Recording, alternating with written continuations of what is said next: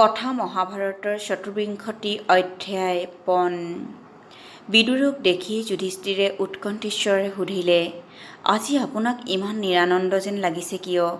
হস্তিনাপুৰত আমাৰ সকুত্ৰ সকলোৰে কুশলনে? ৰজা আৰু ৰাজকুমাৰসকল কুশলে আছেনে?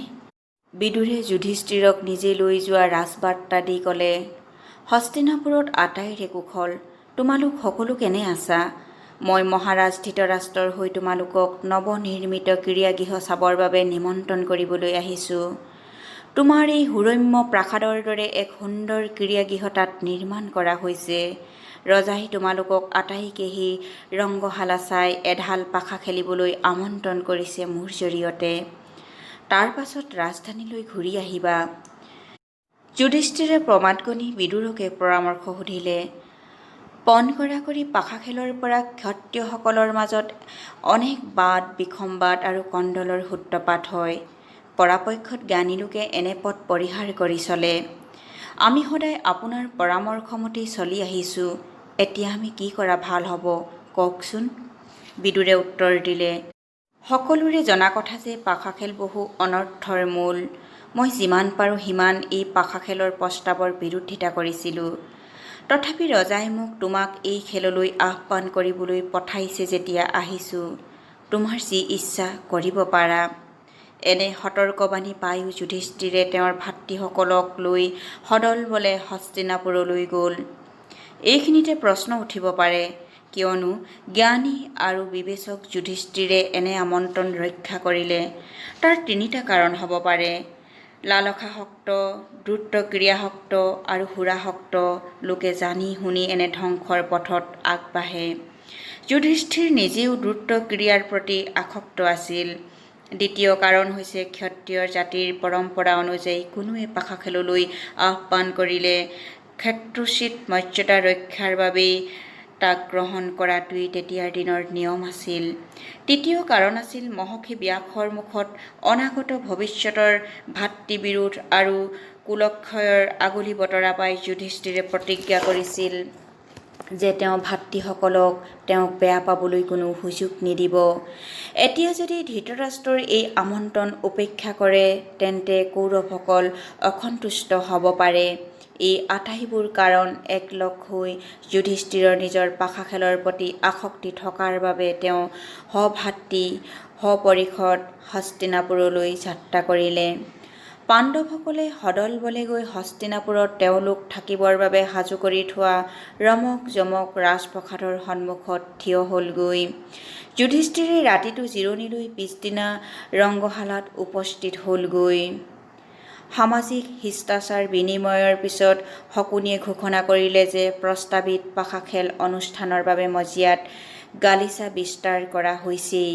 যুধিষ্ঠিৰে যেন খেলিবলৈ আসন গ্ৰহণ কৰে। যুধিষ্ঠিৰে প্ৰথমেই ক'লে, মহাৰাজ, পাশা খেল সৎলোকৰ যোগ্য খেল নহয়। এনেকুৱা ধৰণৰ খেলত কোনো বীৰত্ব বা অন্যান্য পুৰুষৰ প্ৰধান গুণ প্ৰকাশিত নহয়। ইয়াৰ জয় পৰাজয় গুণৰ বাবে নহয়, আকস্মিক ভাগ্যৰ বাবেহে হয়। সেইবাবে অসিত, দেৱাল আৰু অন্যান্য সংসাৰৰ তত্ত্বজ্ঞ জ্ঞানী ঋষিসকলে পাশা খেল বৰ্জন কৰিবলৈ নিৰ্দেশ দিছে। কাৰণ এই খেলত প্ৰবঞ্চনাৰ সুযোগ অধিক। সেইসকল মুনিয়েই কৈছে যে ৰণভূমিত জয়লাভেই ক্ষত্ৰিয়ৰ পক্ষে উপযুক্ত জয়লাভ। এইবোৰ কথা মহাৰাজ আপুনি নজনা নহয়। মুখেৰে এইদৰে ক'লে যদিও যুধিষ্ঠিৰৰ মনত থকা পাশা খেলৰ প্ৰতি স্বাভাৱিক আকৰ্ষণে যুধিষ্ঠিৰৰ খেলাৰ ইচ্ছাও প্ৰকাশ কৰিলে। মহাভাৰতত এই সময়ত যুধিষ্ঠিৰ আৰু শকুনিৰ মাজত হোৱা কথোপকথনৰ পৰা যুধিষ্ঠিৰৰ মনৰ এই অন্তৰংগৰ বিষয়ে বুজিব পৰা যায়। মহা চতুৰ শকুনিয়ে যুধিষ্ঠিৰ মনৰ পাশা খেলৰ প্ৰতি থকা এই দুৰ্বলতাৰ বিষয়ে জানি জোৰ দি ক'লে, পাশা খেল খেলিলেনো কি দুখ হ'ব? যুদ্ধনো কি পাশা খেলেই নহয় জানো? তাতো অধিক শক্তিশালীজনেই জয়লাভ কৰে। আনকি বেদ বেদান্ত বিষয়ক যিবোৰ বাদানুবাদ হয় তাতো বিদ্বানসকলে অজ্ঞানীসকলক বাদত হেৰুৱাই জয়লাভ কৰে পাশা খেলৰ দৰেই। যোগ্যজনে অযোগ্যজনক হেৰুৱাই পাশা খেলৰ জয় বিজয়ৰ দৰেই লাভ কৰে প্ৰতিকৰ্মতে। পাশা খেলতো শক্তি আৰু কৌশল আৰু নিপুণতাৰ পৰীক্ষাই হয়। ইয়াত দুখনীয় একো নাই। অৱশ্যে যুধিষ্ঠিৰ, তোমাৰ যদি ভয় হৈছে এই পাশা খেললৈ, তেন্তে খেলিব নালাগে। কিন্তু মিছামিছি ন্যায় অন্যায় সৎ অসৎ এই কথাবোৰ অৱতাৰণা নকৰিবা। যুধিষ্ঠিৰে তেতিয়া ক'লে, মোৰ লগত কোনে খেলিব? দুৰ্যোধনে তেতিয়া ক'লে, এই পাশা খেলত যি পণ ধৰা হ'ব, ধন সোণ মণি মুক্তা সকলো যোগান ধৰাৰ দায়িত্ব মোৰ, কিন্তু মোৰ হৈ খেলিব মোৰ মাতুল শকুনিয়ে। যুধিষ্ঠিৰে ভাবিছিল যে খেলিব লাগিব দুৰ্যোধনৰ লগত, আৰু তেতিয়া দুৰ্যোধনক সহজেই পৰাজিত কৰিব পাৰিব। কিন্তু শকুনিৰ লগত খেলাটো সুকীয়া কথা হ'ব, কাৰণ শকুনি পাকৈত পাশা খেলাৰু হিচাপে সৰ্বত্ৰ জনাজাত। সেই দেখি তেওঁ ইতস্তত কৰি ক'লে, কিন্তু এজনৰ হৈ আন এজনে পাশা খেলাটো ৰীতি নহয়। শকুনিয়ে লগে লগে কৈ উঠিল, সেয়া তুমি আকৌ এটা অসতি জুৰিলা নহয়, তোমাৰ দেখোন আপত্তিৰে অন্ত নাই। যুধিষ্ঠিৰে লাজ পাই ৰঙা পৰিল। তাৰ পাছত সকলো সতৰ্কতা বিসৰ্জন দি ক'লে, বাৰু মই খেলিম। ৰংগশালা তেতিয়া জনপূৰ্ণ। দ্ৰোণ, কৃপাচাৰ্য, ভীষ্ম, বিদুৰ আৰু ধৃতৰাষ্ট্ৰ নিজৰ নিজৰ আসনত উপবিষ্ট। তেওঁলোকে প্ৰত্যেকেই জানিছিল যে এই সৰ্বনাশীয় খেলৰ পৰিণাম ভয়ংকৰ হ'ব, কিন্তু বাধাও দিব নোৱাৰে। গতিকে মহা অসন্তোষেৰে নিজৰ নিজৰ ঠাইত বহি আছিল মাথোন। সেই সভাত সমবেত বাকী ৰাজপুৰুষসকলে কিন্তু বিপুল আগ্ৰহেৰে খেলা চাবলৈ ধৰিলে।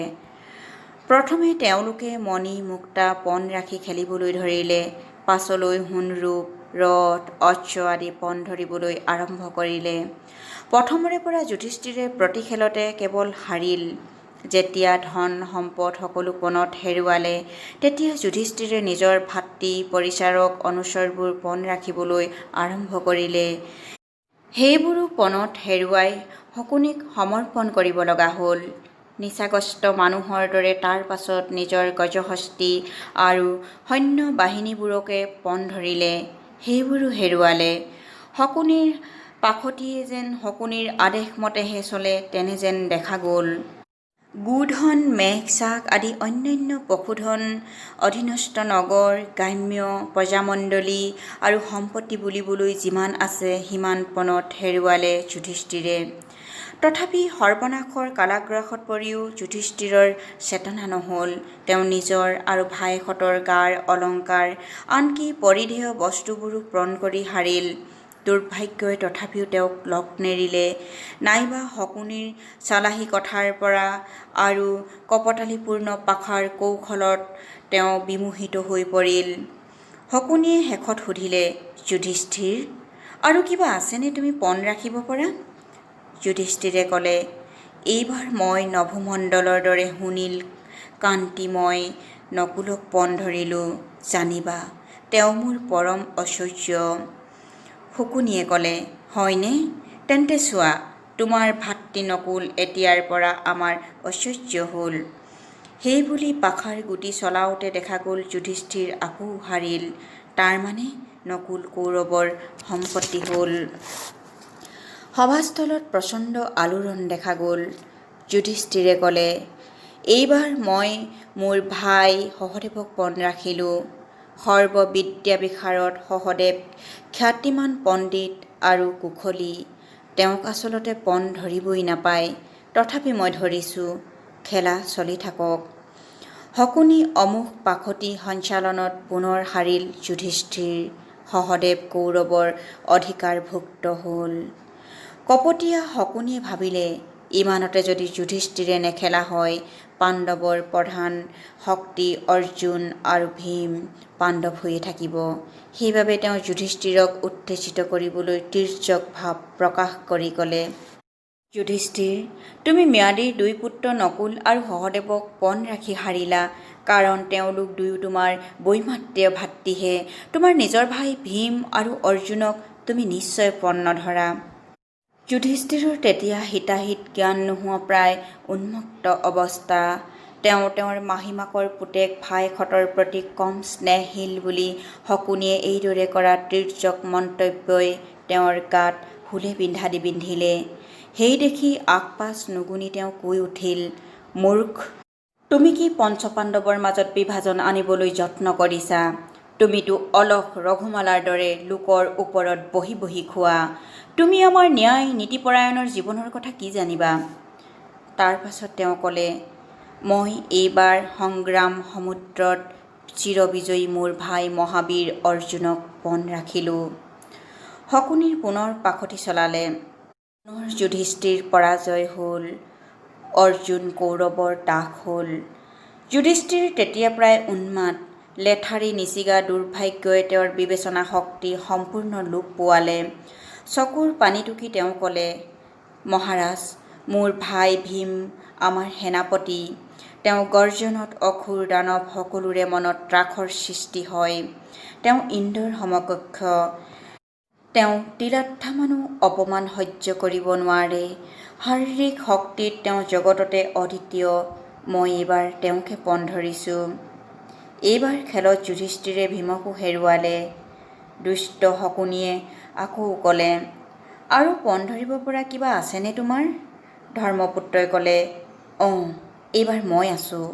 মই নিজৰে পণ ৰাখিছোঁ। যদি জিকা মই কৌৰৱৰ দাস হ'ম। পুনৰ পাখাৰ গুটি নিক্ষেপ কৰিলে শকুনিয়ে। পুনৰ জিকিল। চোৱা, মই জিকিলোঁ। যুধিষ্ঠিৰো কৌৰৱৰ দাস হ'ল। তাৰ পাছতে শকুনি থিয় হৈ উচ্চস্বৰে প্ৰতিজন পাণ্ডৱৰ নাম ধৰি ধৰি তেওঁলোকৰ প্ৰত্যেকেই যে তেওঁৰ দাস হ'ল সেই কথা ঘোষণা কৰিলে। সমগ্ৰ সভাই সেই ঘোষণা বজ্ৰাহত হোৱাৰ দৰে নিস্তব্ধ হৈ শুনিলে। একমাত্ৰ শকুনিয়ে যুধিষ্ঠিৰৰ ফালে চাই পুনৰ ক'লে, এতিয়াও তোমাৰ হাতত এক অমূল্য ৰত্ন যিটো পণ ৰাখি তুমি মুক্ত হ'ব পাৰা। তুমি ইচ্ছা কৰিলে তোমাৰ পত্নী দ্ৰৌপদীক পণ ৰাখি খেলা চলাই থাকিব পাৰা। উন্মাদ যুধিষ্ঠিৰে কঁপি কঁপি ক'লে, ঠিক আছে, মই দ্ৰৌপদীকো পণ ৰাখিলোঁ। সভাৰ কেওফালৰ পৰা যান্ত্ৰণাদায়ক শব্দ শুনা গ'ল। বিশেষকৈ যিফালে দ্ৰোণ ভীষ্মাদি জ্যেষ্ঠসকল বহি আছিল সেইফালৰ পৰা। চাওঁতে চাওঁতে ধিক ধিক শব্দত সভাগৃহত তাল ভাল লাগিল। বেছি আৱেগপ্ৰৱণসকলে কান্দিবলৈ ধৰিলে। সকলোৱে ধাৰণা হ'ল যে মহাপ্ৰলয় উপস্থিত হ'ল। দুৰ্যোধন, তেওঁৰ ভাতৃসকল আৰু কৰ্ণই মহোল্লাসেৰে আনন্দধ্বনি কৰিবলৈ ধৰিলে। কৌৰৱ পক্ষৰ একমাত্ৰ যজুথুৱে লাজত তলমূৰ কৰি দুখ মনেৰে হুমুনিয়াহ কাঢ়িবলৈ ধৰিলে। তাৰ মাজতে শকুনিয়ে পাখাৰ গুটি নিক্ষেপ কৰি ঘোষণা কৰিলে, চোৱা চোৱা, মই জিকিলোঁ। তৎক্ষণাৎ দুৰ্যোধন থিয় হৈ বিদুৰক আদেশ দিলে, যোৱা, পাণ্ডৱৰ প্ৰিয়তম পত্নী দ্ৰৌপদীক ৰাজসভালৈ লৈ আনাগৈ। এতিয়াৰ পৰা তাই আমাৰ ঘৰ সাৰিব আৰু ঠাই মুচিব। তৎক্ষণাৎ ইয়ালৈ আহিবলৈ কোৱাগৈ। বিদুৰে উত্তৰ দিলে, তুমি কি পাগল হ'লা দুৰ্যোধন, যে এনেদৰে জ্বলাজুইত জাপ দিব খুজিছা? নিশ্চয়কৈ জানিবা যে এতিয়া এই মুহূৰ্তত তুমি এডাল সূতাত ওলমি আছা। তলত নৰকৰ অনন্ত গহ্বৰ। পাশা খেলত জিকি জয়ৰ ৰাগিত তুমি সেই অতল গহ্বৰ দেখা নাই, কিন্তু অতি সোনকালে সি তোমাক গ্ৰাস কৰিব। দুৰ্যোধনক এইদৰে তিৰস্কাৰ কৰি বিদুৰে সভাস্থ সকলোকে ক'লে, আপোনালোকে ভাবি চাওক, যুধিষ্ঠিৰৰ পাঞ্চালীক পণ ৰাখিবলৈ কোনো অধিকাৰেই নাছিল। কাৰণ তাৰ আগতেই তেওঁ সৰ্বস্ব হেৰুৱাৰ লগতে নিজকো হেৰুৱাই কৌৰৱৰ দাস হিচাপে গণ্য হৈ সকলো স্বাধীনতাৰ অধিকাৰৰ পৰা নিজকে বঞ্চিত কৰিছে। মই স্পষ্টভাৱে দেখিছোঁ যে কৌৰৱৰ বিনাশ সমাগত হৈছে। তেওঁলোক সকলো বন্ধু আৰু শুভাকাংক্ষীৰ পৰামৰ্শ আওকাণ কৰি ধৃতৰাষ্ট্ৰৰ পুত্ৰহঁতে নৰকৰ পথত ভৰি দিছে। বিদুৰৰ কথা শুনি দুৰ্যোধনৰ বৰ খং উঠিল।